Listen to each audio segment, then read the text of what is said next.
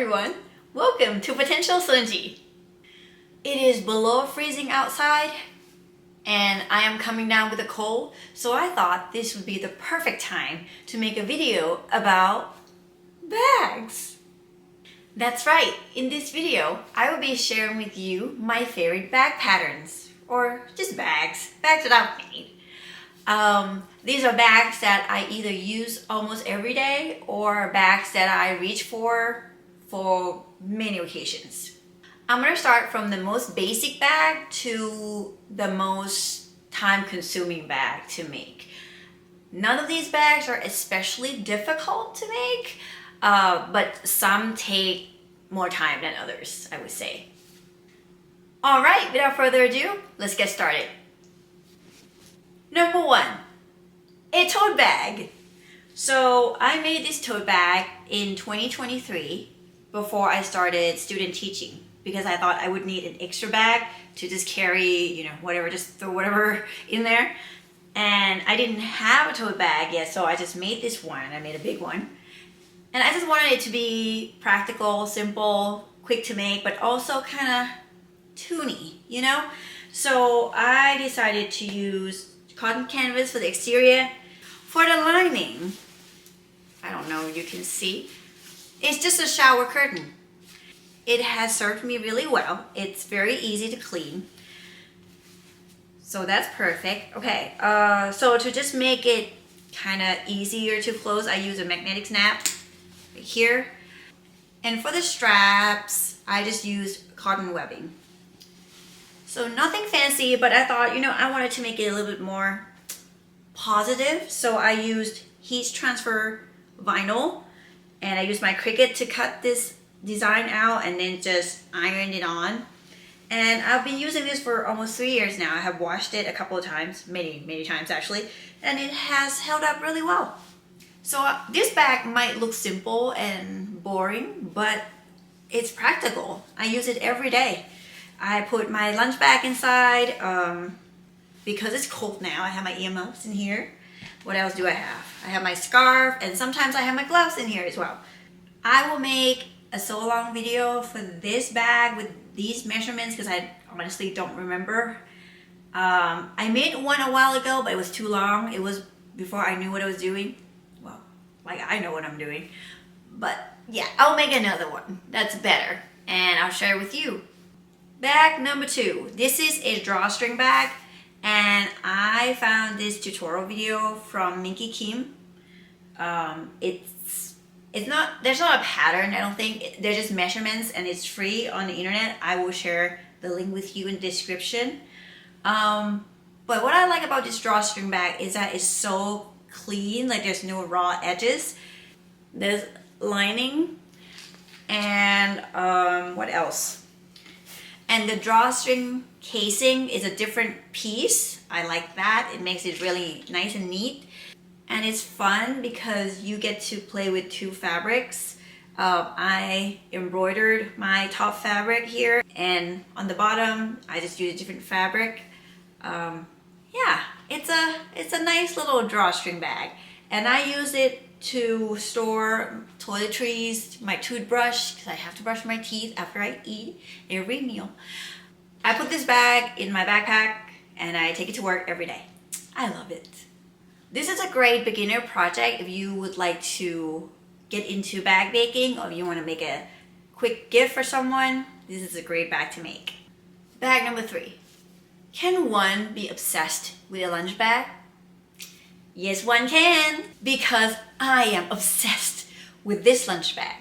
I don't know why, but I love it so much, and every time I look at it, I smile. This pattern is from Ellie and Mac, and it's called Take or Break. So the original pattern looks a little bit different. It has extra pockets, it has a zipper pocket, it has slip pockets. It has a lot of pockets, and I didn't need any of those pockets, so I just made a simplified version of that pattern. I wasn't quite sure about this bag. I didn't know how it would come together, but the pattern pieces came together really well, and the instructions were really good. There's a video tutorial as well. So if you are looking for a lunch bag pattern, this is a great one that I would like to recommend.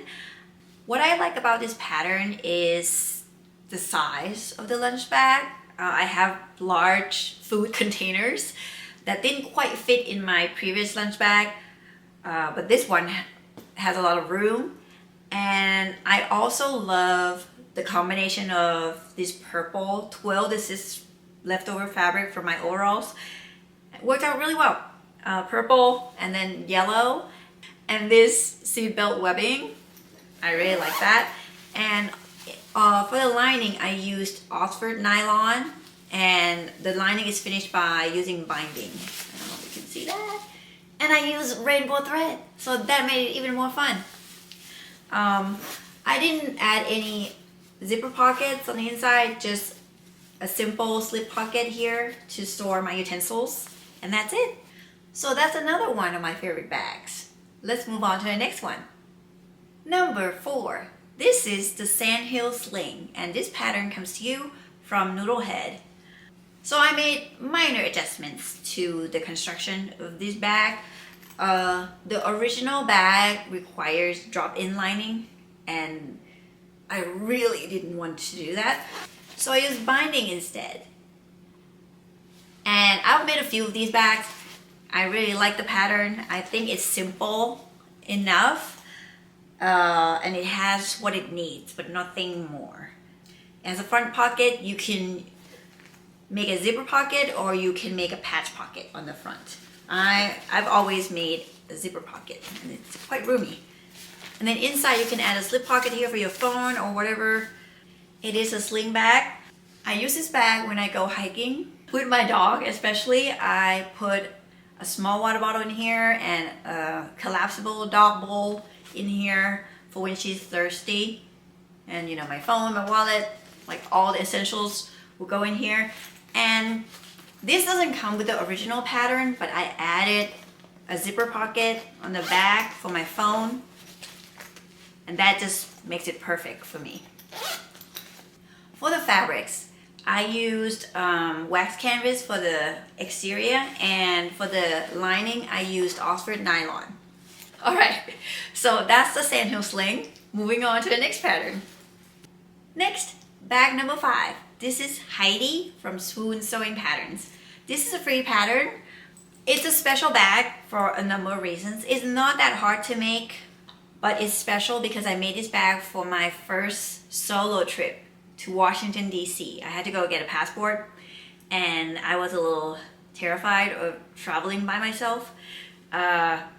So this bag was like my good luck charm. And I use this fabric. This is a highlight. This fabric is gifted to me by my host family in Japan. And it's so pretty. Yeah, so for this bag, you have a magnetic snap in the middle. You can just snap it down, or you can pull it up, and then it has a zipper pocket at the top. And on the back, it has another zipper pocket, and I use this one to store my phone. And what I like about this bag is that it's flat, so I could wear it underneath my jacket when I was out and about. The original pattern is a wristlet, I think, and I just added, what are these called? I added these. And also a crossbody strap, so I would wear it like this. So that's Heidi from Swoon Sewing Patterns. The last 3 bags that I'm going to share with you over here come from the same pattern designer, Bagstock Designs, because I love their designs a lot. We're going to start with this one. This is the Riva mini backpack. Once again, I love the fabric and vinyl combination, and I use rainbow thread as well. So the features of this bag, we have a front pocket, it's a slip pocket, and inside, I don't know if you can see, but there's a zipper pocket hidden in there. Very cool. And the slip pocket has a flap that closes with a magnetic snap. This is the back. It's a perfect size too. It's not too big, it's not too small. And when you open the main compartment, it's finished with binding again. It's black binding. I don't know if you can see that. What else do we see in here? So inside, it's really hard to show you. Inside there is a zipper pocket, and on the other side you have slip pockets. I use this bag when I go on a field trip. I could put a small camera in here along with other essential things that I need to take, a small water bottle as well. So I really like this bag, and I just like the way it looks, and also this fabric. This fabric was given to me by my mother-in-law's friend slash neighbor. She used to quilt, and then she got older and she couldn't quilt anymore. She recently passed away, so I've been using her stash to create things that I love and just think about her and her kindness, and it's awesome. The next pattern from Bagstock Designs that I love is the Trailblazer convertible backpack. Well, first of all, it's convertible because you could wear it as a crossbody bag right here, or you can wear it as a backpack like I do. So let's look at the bag real quick. So on the front you have this flap, and on the flap you have a small zipper pocket that you could put your tissue or a pen. And then when you open it up, there's a slip pocket here. So that's the front compartment. Now the main compartment, you open it up, and it's kind of like a tote. And there's a lot of room inside. I could put my laptop in here. It also has another zipper pocket and a few slip pockets in here. And on the bag is really cool. So on the bag you have another zipper pocket, and you can turn this into like a slot to put the bag on your suitcase, and then you have your suitcase handle up like that. Oh, and I forgot, you can put a water bottle on the sides as well. I love this bag. One caveat though. So I realized recently that my rivets on the bag are gone. And that's because I put a lot of stuff in my bag. As nice and as durable as handmade bags can be, I don't know if the amount of stuff I put in is too much. Which is why my main backpack that I wear to work every day is not made by me. It's a commercial bag for hikers actually, because I put a lot of stuff in my bag. Yeah, these delicate little babies cannot really hold all that weight. So just be careful when you make a bag, because you put a lot of time and energy into making your beautiful bags. Be careful what you put in them, and yeah, don't ruin them. So that's the Trailblazer convertible backpack. Last but definitely not least, this is the Divina handbag. This pattern comes from Bagstock Designs as well, and it has two sizes. This is the handbag size. It's pretty big, but there's a bigger one that's for there's like a tote bag. It's very big.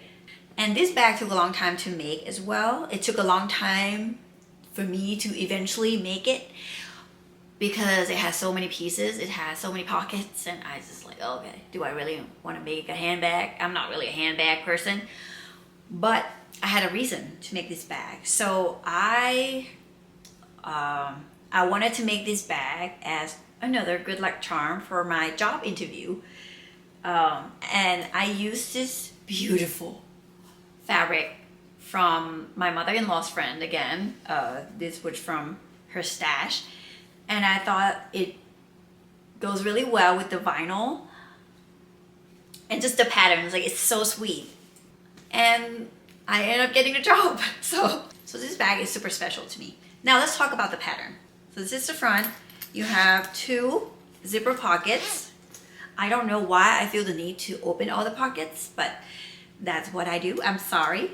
And no pockets on the bag. You can add a slip pocket or a zipper pocket if you want. So on the top it has a recessed zipper here. You open it up. It's got a lot of room in here. It has a zipper pocket and also some slip pockets. You can add a shoulder strap or you can just use it as a handbag. So because I made this bag almost entirely out of quilting cotton, except for the vinyl, there's a little bit of vinyl here, but most of the pieces had to be interfaced and cut out. It took a while, but it was well worth it. I love this bag, and I don't use it very often because I don't use handbags very often, but whenever I go to a coffee shop, I carry my laptop or my iPad, I just use this bag and it just makes me happy every time. So that's it. Those are 8 of my favorite handmade bags. I hope you found this video helpful. Thank you so much for watching as always, and see you in the next one.